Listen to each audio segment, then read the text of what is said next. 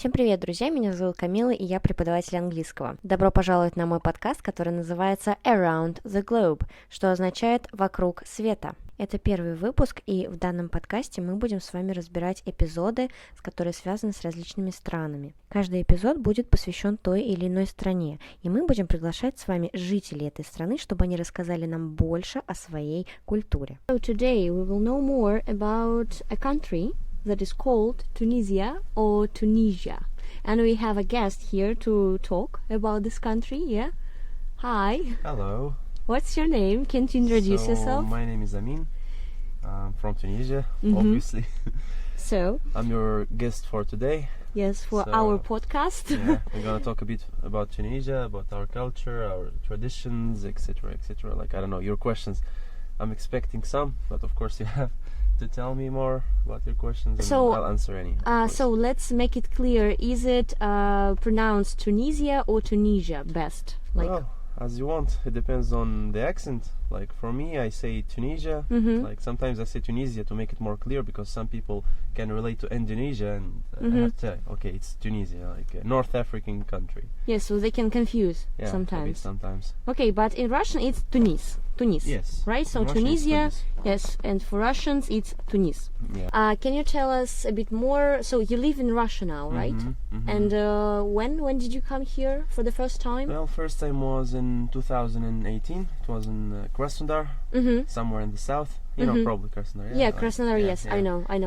So yeah, I was there doing my preparatory year in Russian language to learn the basics of the Russian language. You know, if you live in Russia, you have to speak Russian. Otherwise, you can't leave. Because here, like, there are some people who are English speakers, but not that much. So you're obliged to learn Russian. Yes. Was it difficult to learn Russian? Actually, if you know some languages, like except your native language, like that can help. Plus, the preparatory year will give you the basics, and then you have to practice the language. You gotta make some friends, like Russian friends or any Russian speakers. So it's gonna be like easier on you, and just practicing. That's all. Okay. And how did you appear here in Kazan? Well, that's a long story. Like after Krasnodar, I just wanted to move to another place, and I had the choice between Moscow, St. Peter, and Kazan. Yeah, of course. I had the same experience. Choosing between. Choosing between all of them. And I know actually 3 of them. I've been there like maybe 2 or 3 times. So for me, Moscow was so expensive, and it's a really big. It's just a big city, you know. Like you need the whole day to move from one point to another point. Using, like, I don't know, subway or whatever, like it's just gonna take you the whole life.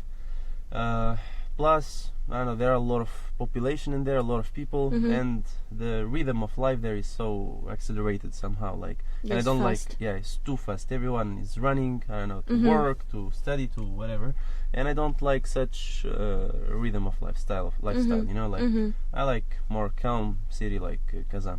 And about St. Peter, it's just, for me, St. Peter is really beautiful. There are a lot of amazing architecture in there, like, as you know, museums, churches, Yes, a lot of them. Yeah, so many places to visit, but the weather there is not Yes, that good. Agree, absolutely.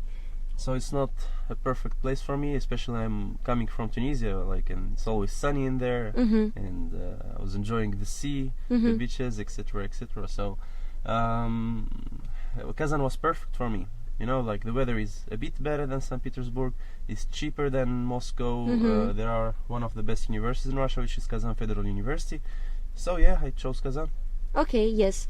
Thank you very much. Yes, I get what you mean, because I had the same experience. I was also judging by these criteria, you know. Yeah. So about the weather, about the price, lifestyle, like this fast rhythm. And what do you do now? Actually, right now I have my own business.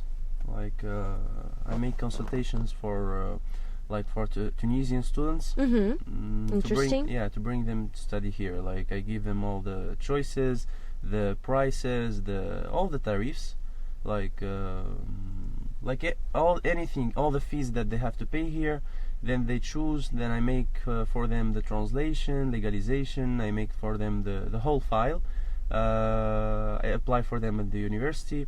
I make invitations for them, and then when it's ready, we apply for them in Tunisia, for the visa. They come here, and then I meet them in the airport. I take them to their universities, to the dormitory. I make bank cards for them. I make SIM cards, everything, and medical tests, everything that they need. Okay, and do you do this on social media or mostly on some websites? Actually, I was doing this mostly on YouTube. After a period of time, I decided to start working on Instagram because it's faster and it's better and everything like this. So right now, just Instagram and TikTok as well. It's also working well. Okay, nice. Okay, so the next question is about languages. So what other languages do you speak, and what is your native language in Tunisia? So, about languages. So, in Tunisia, for me, we have, the Tunisian is a language itself. Other people say it's a dialect. It's a dialect from Arabic and I don't know what, but it's not. For me, it's a language, because Tunisian is a mixture between many languages. It contains 8 languages, actually, which are Amazigh, which is the first language, and it's the first nation in North Africa. They are called Amazigh. And then we have Arabic, Turkish, English, French, Spanish, Italian, and 2 more, I forgot them. For me, for example, I speak Tunisian, Arabic, French, English, now Russian, and for this year I started learning Italian. Oh, great. And before, in the high school, I studied Spanish. But my Spanish is not that good because I forgot, I didn't practice. ¿Cómo estás? So, yeah. Estás muy bien. Oh, that's all I know. Hola, ¿cómo está? Yeah. Bueno. Like this. Okay. Yeah, so, English is considered to be an official language in your country.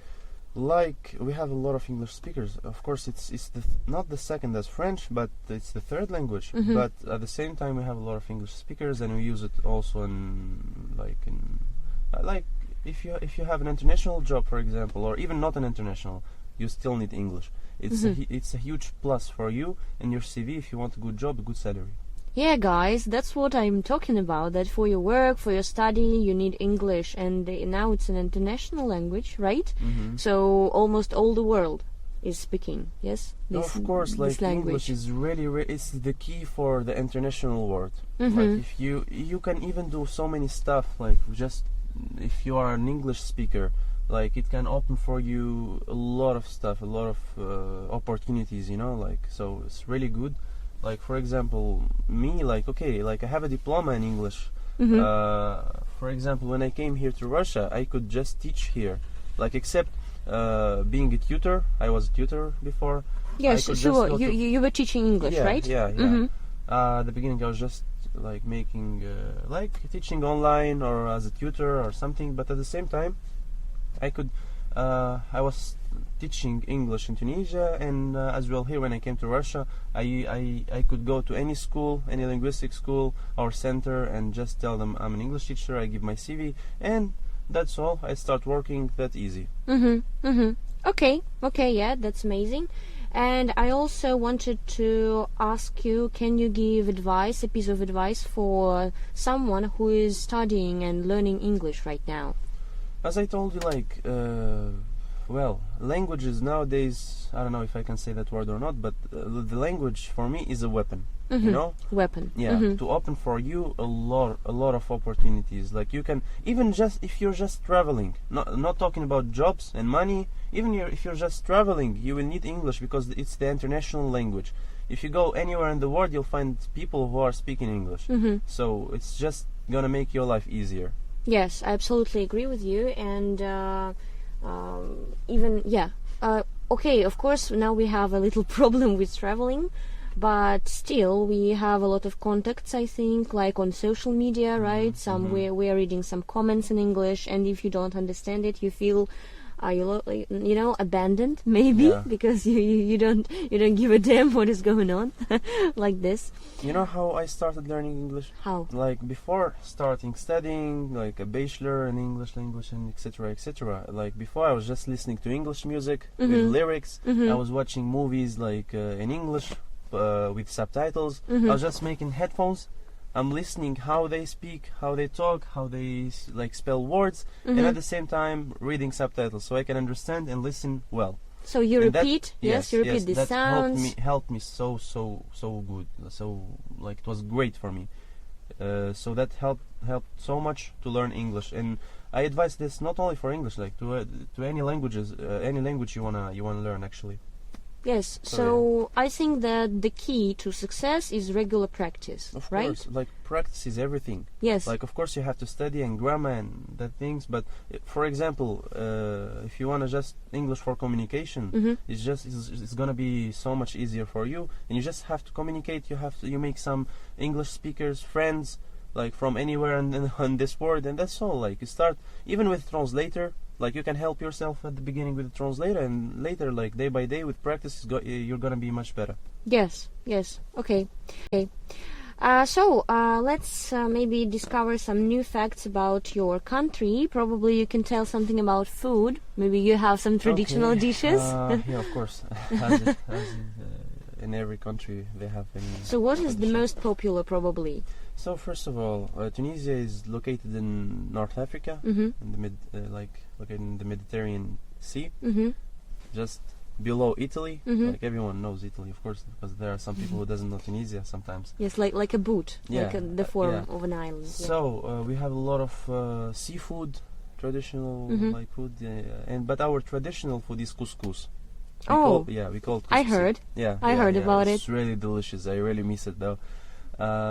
So we have couscous with meat. Couscous, like it can be whether sheep or cow meat, like it depends, like as you want. We have couscous with fish, which is the most delicious for me. We have many other types of couscous. We have a lot. We have something called tagine. What is it? Tagine is like it's vegetables plus meat plus eggs plus we do all of this together and we bake it in the oven. It's like a tart. What else? We have lablebi. This is also, it's good in winter. It makes you feel hot. It's like a lot of sauces. We do hummus. Yes, I know. Yeah, we boil it and then we add on it like some spices. We add eggs. We add olive oil. We add tuna. We add like what else? I really don't know, many spices. We mix all together and we add at the end like bread and we eat. And it must be so spicy. So in Tunisia, mostly everything is spicy in our food. So yeah. Do you like food in Russia? You want me to be honest? Yes. Or just it's really so nice. No. Just honest opinion. It's okay. Yeah, actually, not really. I don't really like it because I really don't find so many spices in here. Only salt and black pepper. The only food I like here is pelmeni. Pelmeni is really nice. Okay. I love it. Except this, I don't like that much things. Like, of course, there are the dish of chicken and potatoes in the oven, also nice. But it depends who's gonna cook that. Because some people, I tried with many people. Some people they do that well. Some others they don't. So yeah. Okay. So I think that's it for today. Thank you very much. And I'm happy to tell you about Tunisia, about culture, about food and everything. I'm happy that you invited me. So glad. Yes, so let's thank our guest. Yes, I hope maybe we will hear you next time also, and you will tell us about something else. Sure. So thank you very much. Thank Bye. you. Bye-bye.